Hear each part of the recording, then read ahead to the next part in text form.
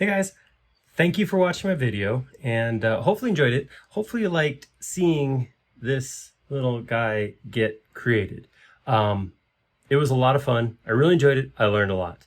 I just want to tell a couple quick things, like why did I do this? It's actually my cousin's fault. I've mentioned him before on Instagram, Travis Ruckert. I'll put a link to his Instagram page. He's an amazing artist and he does these things he calls Fun Fridays, where he does a new creative piece of art every Friday. It's all non-traditional materials, super cool. Check it out. Well worth your time to go over there for a couple minutes and see his work. He's an amazing artist. It really, I can't say enough positive about him. It's incredible. So we were at a gallery where his stuff was showing, and I was talking about how cool it was and how much I liked watching his Fun Fridays. And he told me, it's like, well, you should do something once a week. And he made a joke about Manic Mondays, which my Mondays are manic, and I didn't want to add something to it, but I decided Tuesdays. Maybe I'll do something on Tuesday.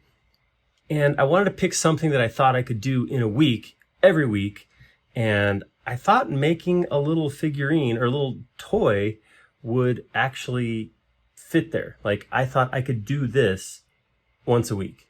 So that's my goal, is to actually crank out something like this once a week. So come up with the design, original concept, create a 3D model, print it, cast it, finish it. That's my goal. I did want to walk through, so you guys saw in the video how I made it, but I did want to walk through some details, like what all the pieces were. So I did a quick sketch, but then I started in SketchUp. I did everything with Sub D and Vertex tools and a little quad face tools in there, all by TomTom, extension for SketchUp. Once that model was done, I headed over into Chitubox to create the print files. Print files then ended up going over onto my Elegoo Mars, and I printed it with gray ABS-like resin. Then once the print was done, it was into the Elegoo Mercury, which is the wash station. It does the washing and the curing. What was not shown was the process that happened next, which was a whole lot of sanding. And anybody who follows me knows how much I love some sanding.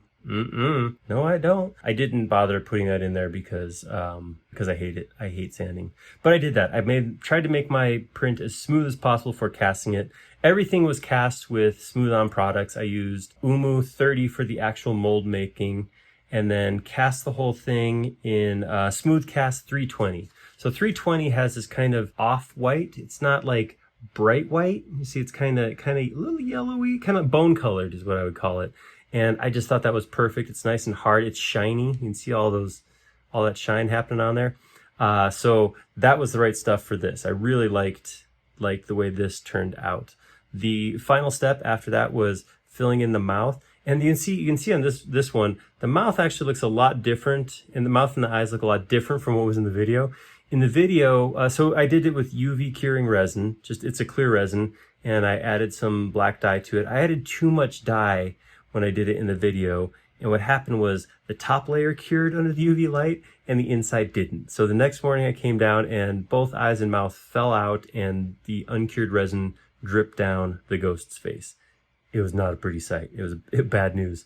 So this guy is the same process, but a lot less of that black dye in there. So you can actually see, like, which I like the look a lot more than that solid black. It gives a little more dimension when it's translucent like that. So that was how everything was done. This is all the steps that were in there. Hopefully you guys like this. Hopefully, maybe, I don't know if anybody, I learned some stuff for doing this. I didn't know how to do this. I screwed up a lot when I did this. I've already had questions. A couple people have asked if they could buy them. I only have 2 of them. I have this one, and there's a little one right there. See on the shelf back there? That's all I have right now. But let me know if you're interested, because I could make some and throw them up on Etsy. I could absolutely do that.